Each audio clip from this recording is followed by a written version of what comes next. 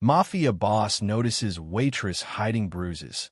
That night her boyfriend was taken care of. The wine glass hit the tiled floor with a sharp crack, red spilling like blood across white marble. She flinched, hands shaking, trying to pick up the shards before anyone noticed. But he noticed. The man at the corner booth had been watching her all night, the one the rest of the restaurant whispered about, the one with bodyguards who didn't eat, only scanned the room. Matteo Ricci, the kind of man who smiled while holding death in his hand. Her sleeves slipped up just enough for the light to catch the fading purple along her wrist. It wasn't a work bruise. It wasn't new, either.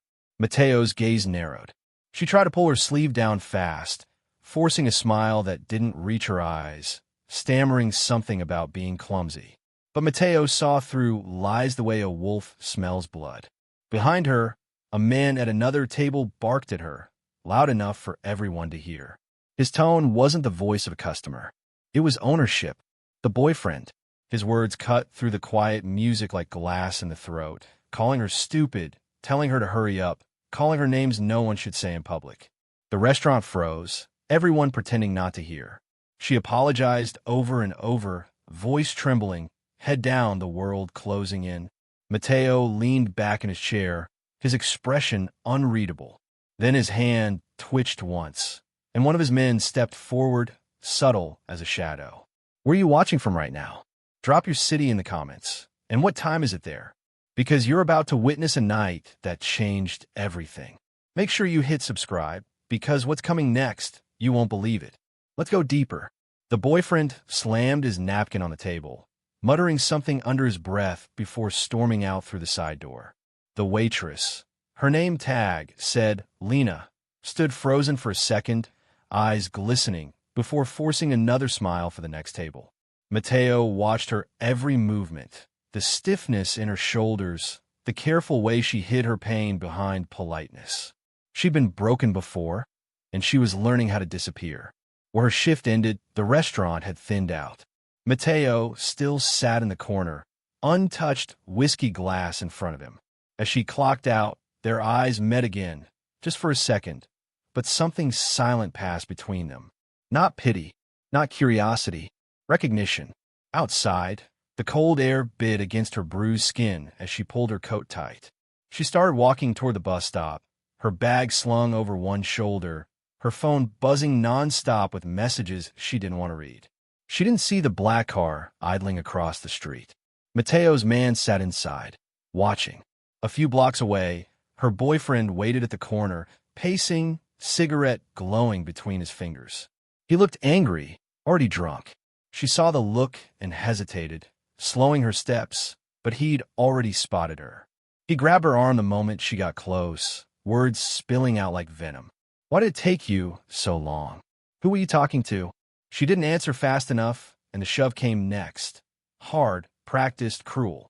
She fell against the wall, her bag hitting the ground, breath knocked from her chest. She tried to get up, to speak, but he was already cursing again, the same ugly noise that filled her nights. She told herself not to cry. Not here, not again. Across the street, Matteo's driver adjusted his cuff and sent a text. Target confirmed.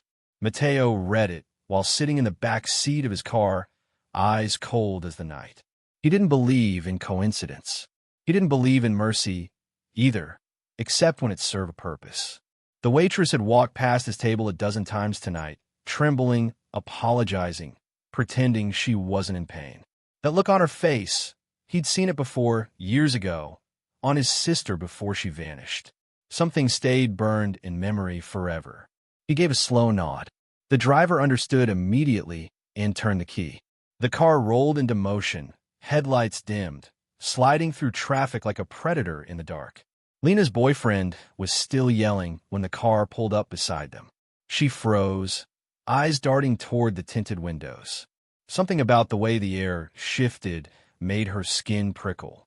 The man turned, ready to yell at whoever interrupted, but the words never came. The door opened and two men stepped out, silent, suited, deliberate. They didn't speak. They didn't threaten. They just looked at him. He tried to puff up his chest, muttering something about minding their own business. One of them moved closer, the other behind him.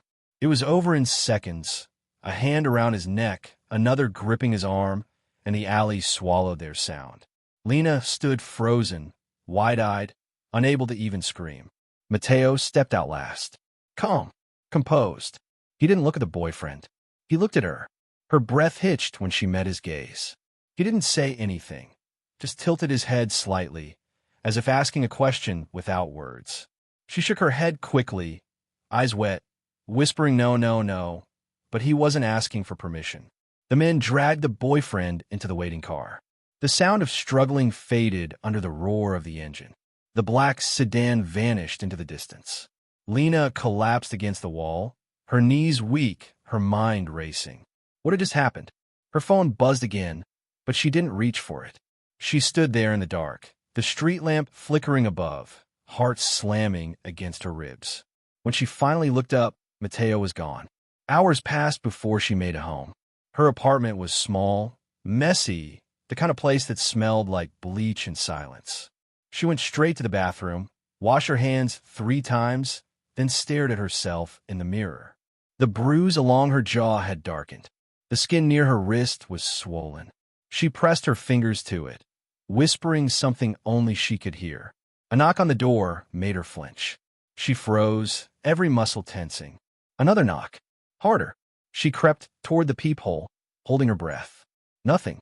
She opened the door slowly, just enough to see. A small black envelope lay on the floor. No name, just a single red wax seal. Her hands trembled as she picked it up. Inside, there was only one line written on thick, expensive paper. He won't hurt you again. Her stomach turned cold. No signature, no explanation. Just that.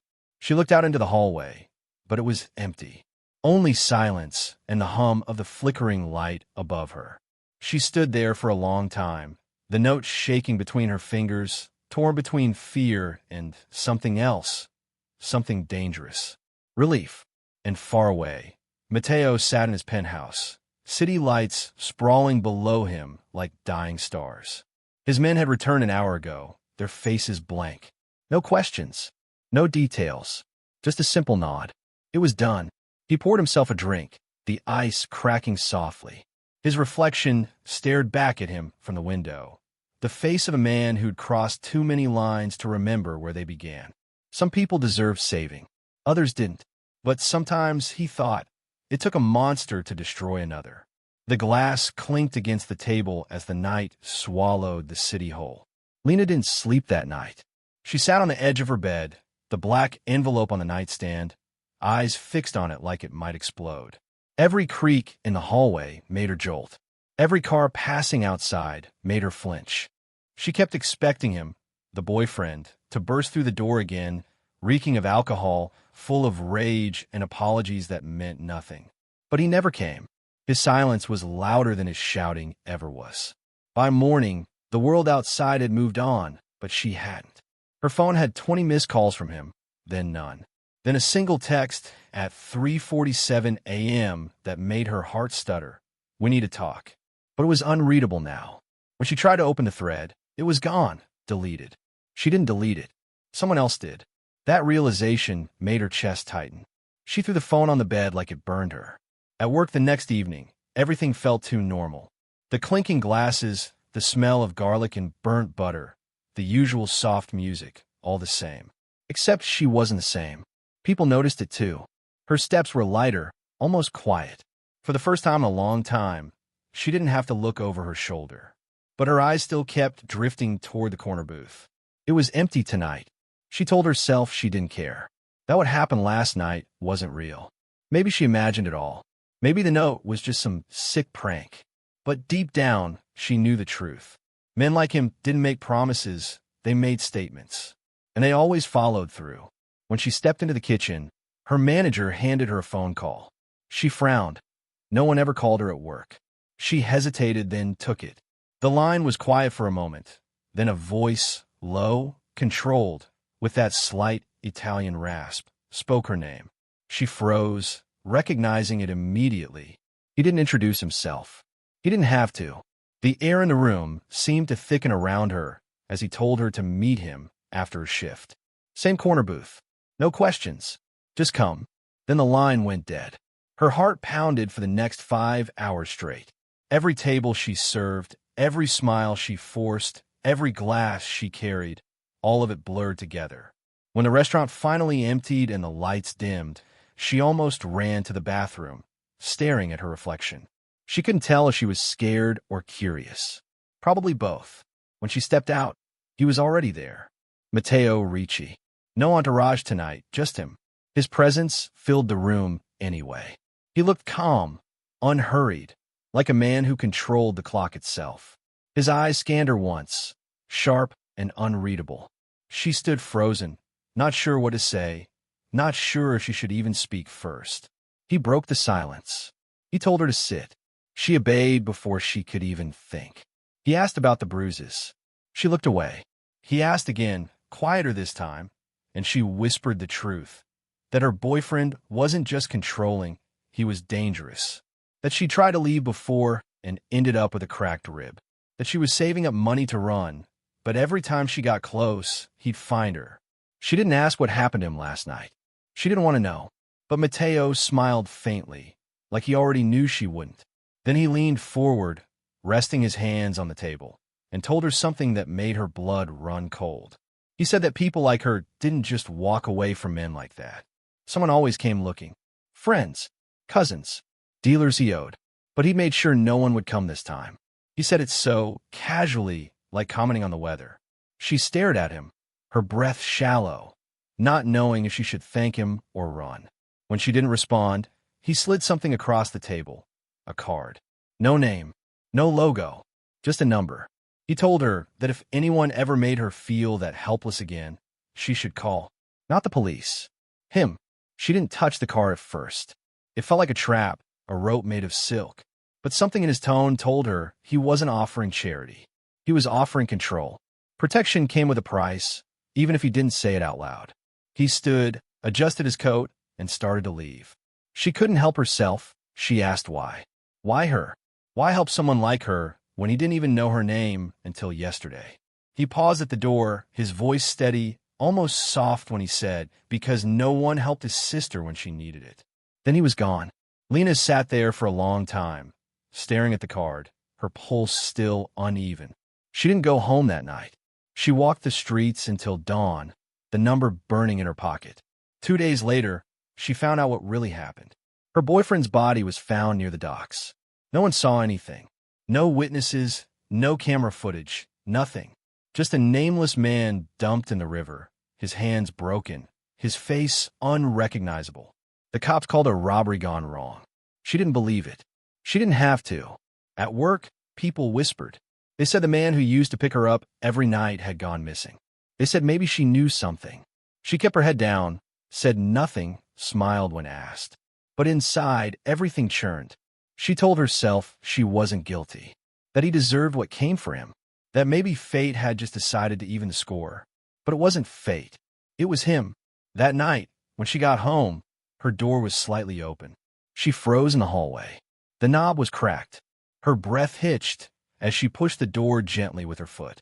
The lights were off. Silence. Her heart slammed in her chest as she stepped inside. Everything looked normal at first. The couch, the shelf, the dishes, but then she saw it. On the kitchen counter, another black envelope. Same wax seal.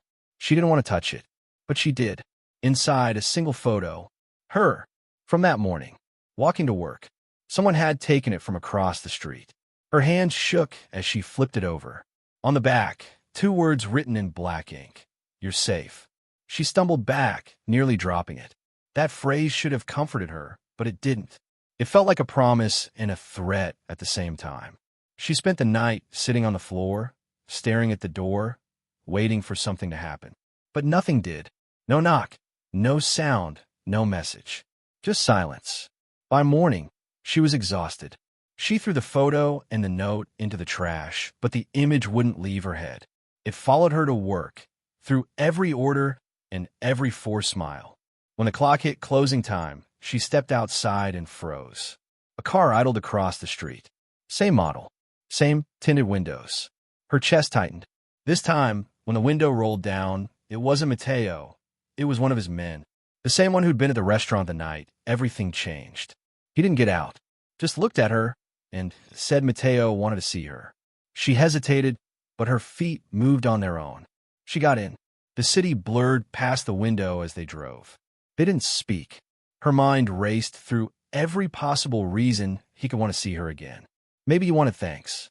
Maybe he wanted something worse. When they finally stopped, it wasn't a restaurant.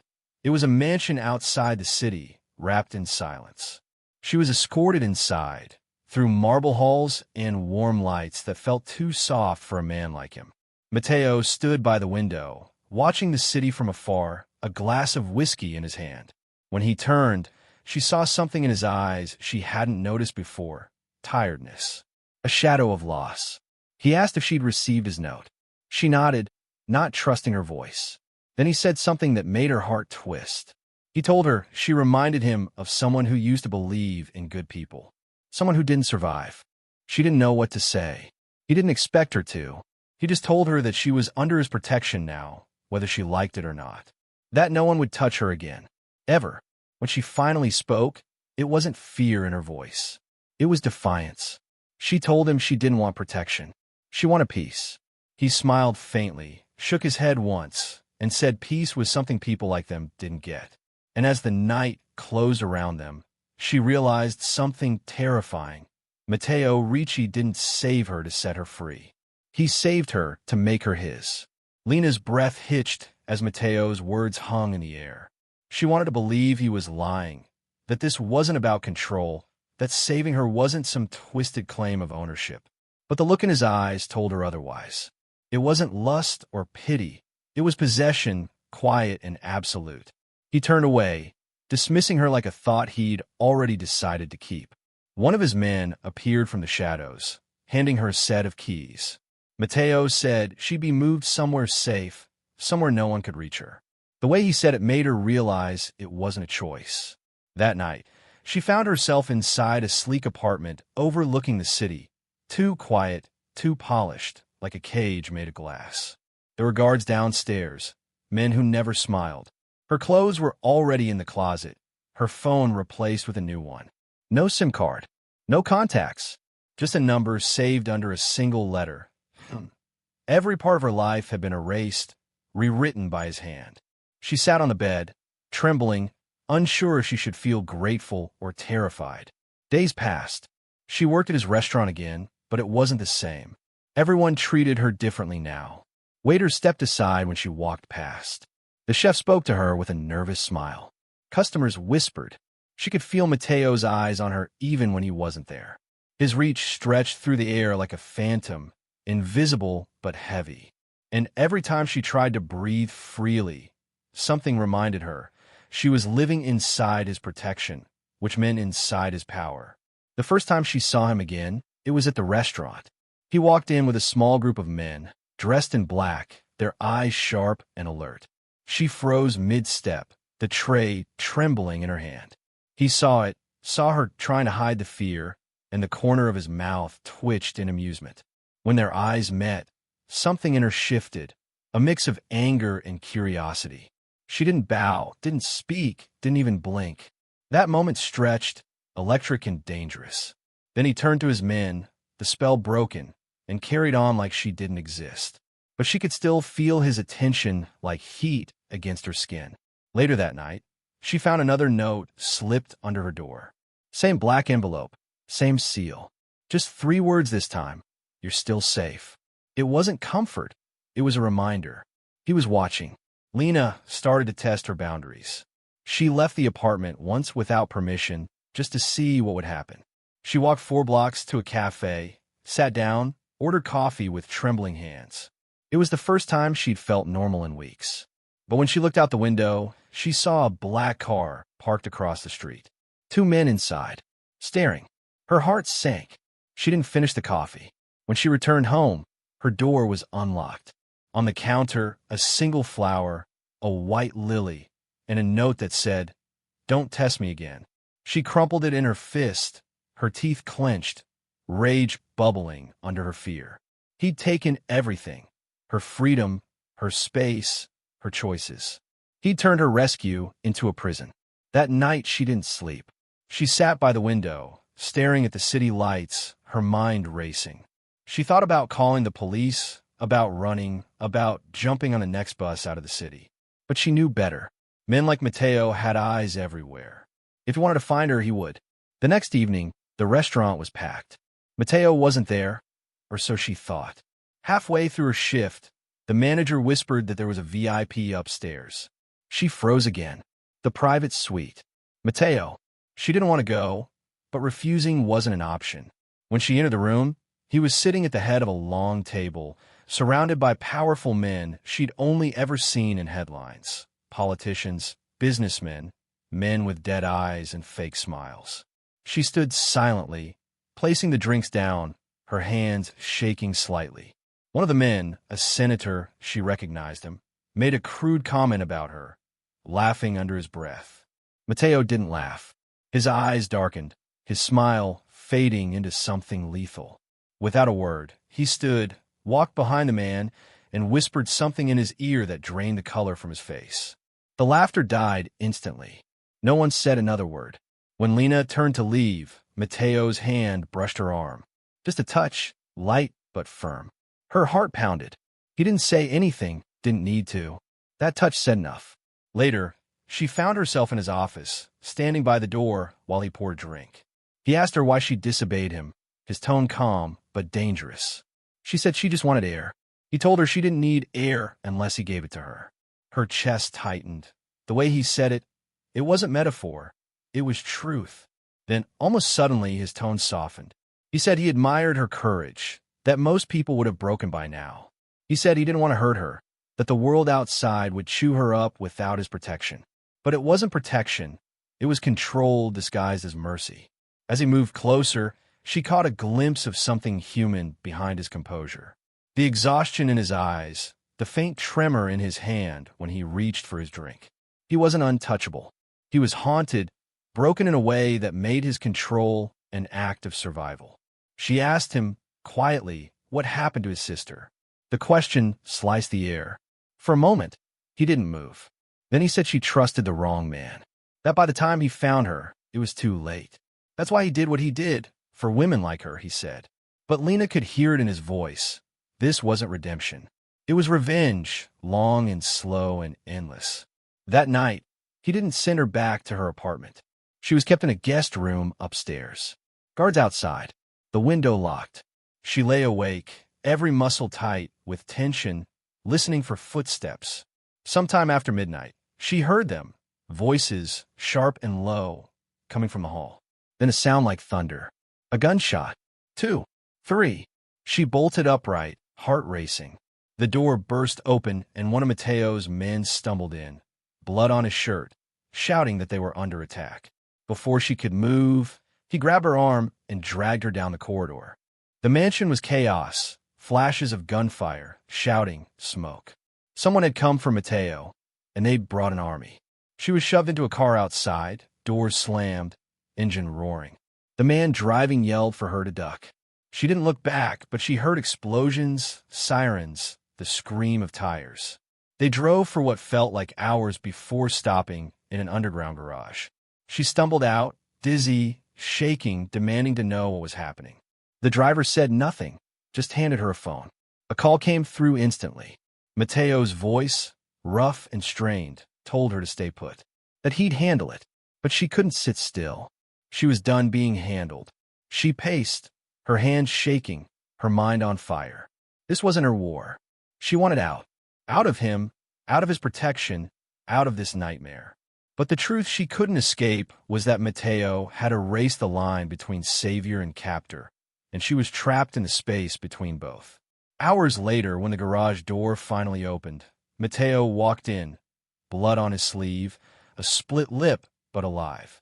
Their eyes met across the concrete floor, and for the first time, she didn't see power in him. She saw emptiness. He said it was done. The men who came for him wouldn't be getting up again.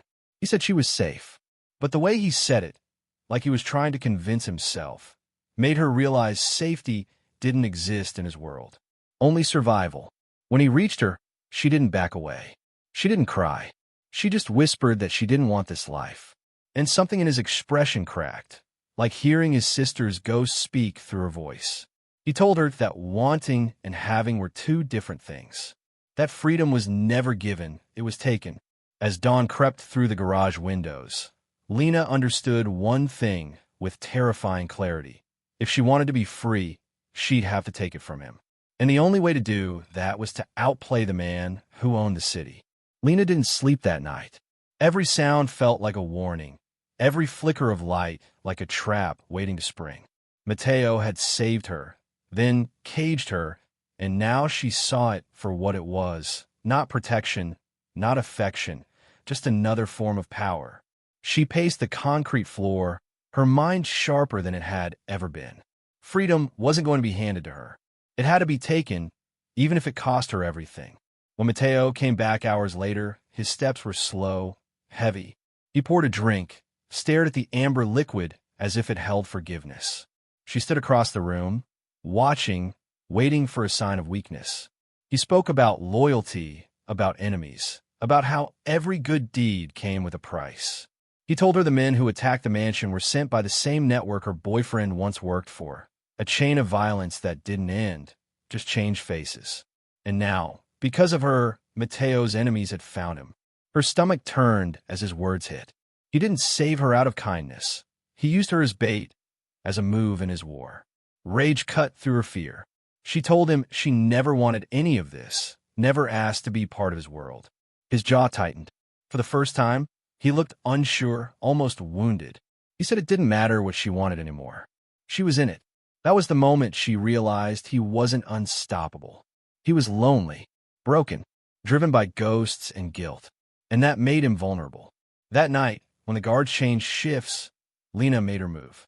She had memorized their routes, the timing of the elevator, the layout of the mansion. Her heart pounded so loud she thought it would give her away. She slipped through a service corridor, down the stairs, past the kitchen. But when she reached the side gate, she froze. Matteo was already there, waiting. He said he knew she'd try. His voice wasn't angry. It was soft, almost proud. He stepped closer, told her she could leave if she really wanted to, but warned her that no one outside would keep her safe. He reached out his hand like an offer, one last chance to choose the safety of his shadow over the chaos of freedom. She stared at it, trembling. Then she turned away. The sound of her footsteps echoed down the marble floor, each one louder than the last. He didn't stop her. He didn't call his men. He just watched her go, his expression unreadable. Lena didn't look back. Not when she crossed the gates. Not when the city lights hit her face. Not even when she heard the distant roar of engines, the sound of Matteo's empire turning without her. She ran until the sun broke through the horizon, until her lungs burned and her legs gave out. For days, she hid. Cheap motels, bus stops, anywhere that didn't have his name on it. But every time she closed her eyes, she saw his face, the man who had destroyed a monster to become one himself. And the worst part? She understood him. He wasn't born cruel. He was shaped that way by a world that only respected power. Weeks passed. She got a job in another city, working at a diner where no one knew her name. For the first time, she felt invisible, and it felt good. She served coffee, smiled at strangers, learned to breathe again. But one morning, a package arrived. No return address, just her name, written in careful ink. Her hand shook as she opened it. Inside was a single white lily, pressed flat between glass, and a note beneath it. "You're free now." Her breath caught. She didn't know whether to cry or scream. He had found her again, not to pull her back, but to let her go. It was his way of saying goodbye, his way of ending what he started. 3 months later, she read in the news that Matteo Ricci was dead, shot in an alley behind one of his clubs. No suspects, no arrests. The police called it a power hit. But Lena knew better. Men like him didn't die because someone wanted their throne. They died because they finally stopped fighting for it. She stood by the window of her small apartment, watching the city lights blur through her tears. Part of her felt hollow. Another part felt alive. Matteo's world had tried to claim her, but she walked away with something he never could: peace. That night, she whispered his name once, softly, like a prayer for both of them. Then she tore the note in half, opened the window, and let the pieces drift into the wind. They scattered, glowing faintly under the streetlights before vanishing into the dark. Her life was hers again, and though ghosts never truly disappear, she had learned to stop running from them. Because freedom wasn't about escaping someone else's control, it was about taking back your own. The world outside still burned, but for the first time in years, Lena felt the warmth instead of the pain. No guards, no shadows, no cages, just her heartbeat, steady and strong, carrying her forward. That was enough. She didn't look back. She didn't need to. He had given her the last thing he had left to give, her own life. And for that, she forgave him. The city kept moving, and so did she. Fate had finally evened the score. Sometimes justice doesn't come in the form of punishment. It comes in the form of release. Lena didn't need to see him pay. She just needed to be free. And she was. He saved her from a man who hurt her. Then he became one. But in the end, he did the one thing no one else ever had. He let her go. She smiled at the sunrise. A new day, a new start, this time on her own terms. Life wasn't kind, but it was hers now. She walked away for the last time. Lena survived. Sometimes, that's the only victory that matters. Freedom at last. She didn't need his empire. She had her heartbeat. She had herself. She had peace. Justice came quietly, not through revenge, but through escape. The Mafia boss noticed a broken waitress, and in the end, she was the one who broke free. Even monsters can give mercy. Even prisoners can find freedom. Lena did both. Sometimes love and ruin are the same thing. But she chose neither. She chose herself. The end. She escaped power, fear, and chains, and found her own strength in the silence that followed. In the ashes of his empire, she built her own peace. Freedom isn't given. It's taken. And Lena took hers. Because sometimes the bravest thing you can do is walk away. She did, and never looked back. When justice came, it didn't wear a badge or a bullet. It came in a quiet, final act of letting go. Lena's story was over, but hers was just beginning. Sometimes survival is the loudest kind of justice. That's what she gave herself, and that's what he finally gave her. She was free, justice served, peace restored, and the world kept turning. Because the strong don't always fight. Sometimes they just walk away. Because freedom always starts with a choice. And Lena finally made hers. Sometimes the worst kind of chains aren't made of metal. They're made of mercy. And breaking them is the only way to live. Her story was proof. She lived. She learned. She was free. And that was justice enough. When power falls, peace rises. That was Matteo's last gift. His final mercy. His quiet apology. And her beginning.